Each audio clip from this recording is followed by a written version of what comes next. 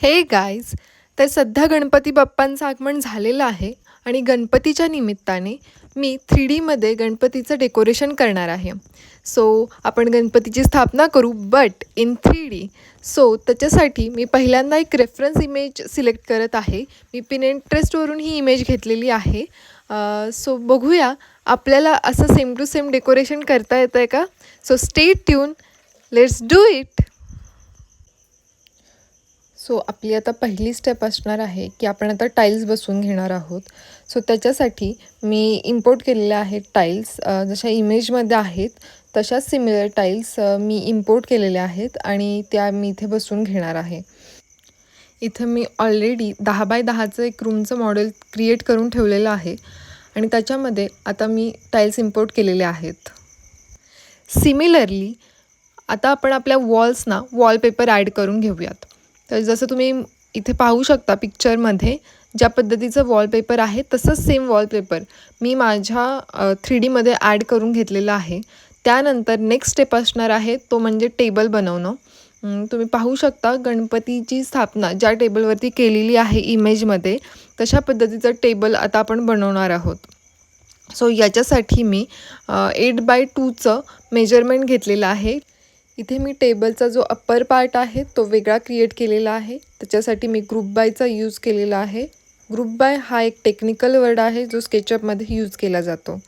याच्यानंतर आपण जे टेबलचं राहिलेलं डिटेलिंग आहे ते करून घेत आहोत. मी वेअरहाऊसमध्ये चेक केलं टेबलसाठी कोणते लेग्स मिळत आहेत का म्हणून, बट मला वेअरहाऊसमध्ये सुद्धा असे लेग्स नाही भेटले. सो मी स्वतःच आता 3D लेग्स क्रिएट करत आहे. ओके, सो आता मी टेबलचे लेग्स अटॅच केलेले आहेत जसं की तुम्ही पाहू शकता. याच्यानंतर जी पुढची स्टेप असणार आहे त्याच्यामध्ये आपण टेबलला डेकोरेट करणार आहोत. ज्या पद्धतीचं पेंट किंवा लॅमिनेट टेबलला पिक्चरमध्ये आहे तशाच पद्धतीचं आपण आपल्या 3Dमध्ये सुद्धा देणार आहोत. So let's do it.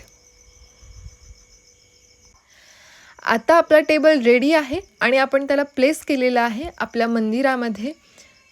यानंतर मी गणपतीच्या बॅक साईडला जो डेकोरेटिव्ह पीस आहे तो क्रिएट केलेला आहे. तुम्ही पाहू शकता दिसायला किती सुंदर आहे. जितका हा सुंदर आहे तितकाच तो बनवायला ट्रिकी होता. सो कोणाला जर शिकायचं असेल की हा डेकोरेटिव्ह पीस कसा बनवायचा आहे in 3D and in SketchUp, so नक्कीच मला कमेंट करा. याचा मी सेपरेट व्हिडिओ बनवेन आणि अपलोड करेन. सो आता आपण कलर ॲड केलेले आहेत या पीसमध्ये आणि आता हा डेकोरेटिव्ह पीससुद्धा आपण प्लेस करणार आहोत आपल्या मंदिरामध्ये. Now it's time for the ceiling. आता सीलिंगसाठी आपण पॅनल लाईटचा यूज करत आहोत. त्याच्यानंतर आपण त्याला शॅन्डलियर ॲड केलेलं आहे आणि कलर्स ॲड केलेले आहेत.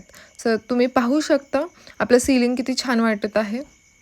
नाव last but not the least, finally आपण आपल्या बाप्पांची स्थापना करत आहोत आपल्या मंदिरामध्ये आणि याच्यानंतर आपण रेंडरिंग करणार आहोत लुमियनचा यूज करून आणि त्याच्यानंतर आपला पूर्ण जो डेकोरेशन आहे तो कंप्लीट होईल.